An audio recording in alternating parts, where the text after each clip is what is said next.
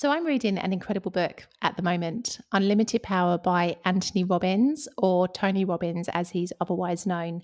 And this book is phenomenal. It's a golden oldie. It was written in the late 1980s, but it is one of those books that is timeless. You can literally read it at any stage of your life and it would still hold relevance. And I literally cannot put it down. It is phenomenal. And I wanted to share with you today some of the key takeaways that I've learned so far from just the opening chapters of this book, because I really think there is so much goodness contained in this book that I feel I want to share it and deep dive a bit more into it in today's episode, because I think that these kinds of takeaways can apply in every aspect of life. And the one thing that I really want to focus in on is this principle that he talks about, where he says, success is the ongoing process of striving to become more. Now, I love this for so many reasons. It ties in also with Puma's slogan, which is forever better. And it is this constant drive to grow, to learn more, to develop, to evolve, to progress, to get better, essentially. And I really love this because for me, this is what life is all about. Life is not meant to be played at the same volume for the rest of time. You are meant to crank up the volume, have life playing full blast. There might be moments where you've got to turn it down a bit, but essentially, life is not meant to be played at the same level forever. Like, you've got to grow and you've got to change. It's not about stagnation.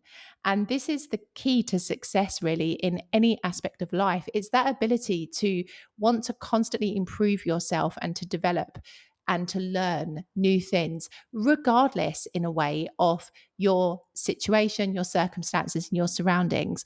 Because I think a lot of people will use those three aspects as an excuse not to invest in themselves through education or through wanting to develop and grow.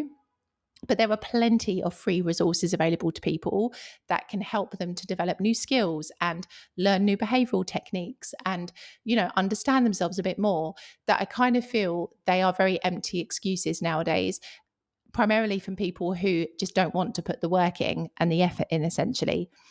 And I think something that can really help with success is what he also continues to talk about in this opening chapter is the process of modeling, where essentially you look for the clues that success leaves, because success always leaves clues. Some of the most successful people in life have usually followed a particular path or have had a particular mindset or way of doing things. And if you really pay attention to those and you learn to model the behaviors of those successful people, you are more likely to also find your own level of success in whatever it is that you choose to do.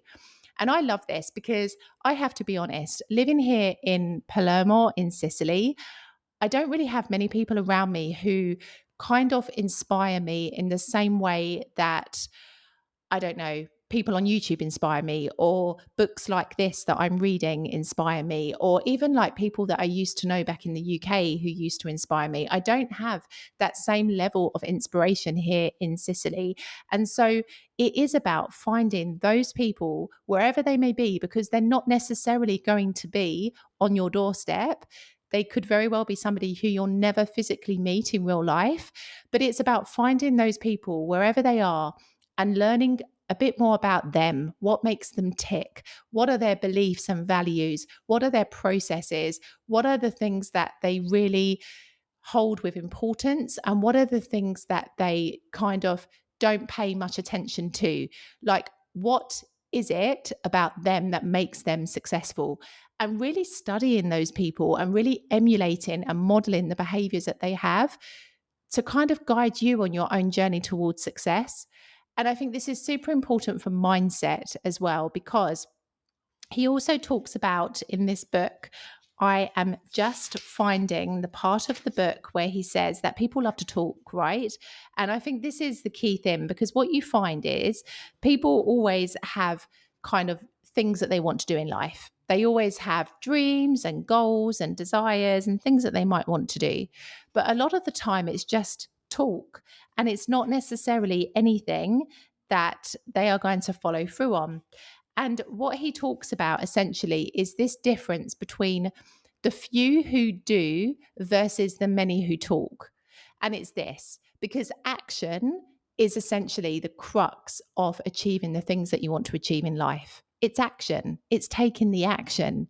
Like, how many times have you sat down and you thought, I would love to do XYZ, and then you just don't do anything more about it? Like, those are the times when you hold yourself in the space of the many who talk. You have this idea, you have this dream, but you're not putting the work in to make it happen. You need to be the few who do. They are the people that have the dream. They might talk about it or they might not. A lot of people don't. They just get on with what it is that they want to do. But essentially, there's always action that they take in order to achieve what it is that they want.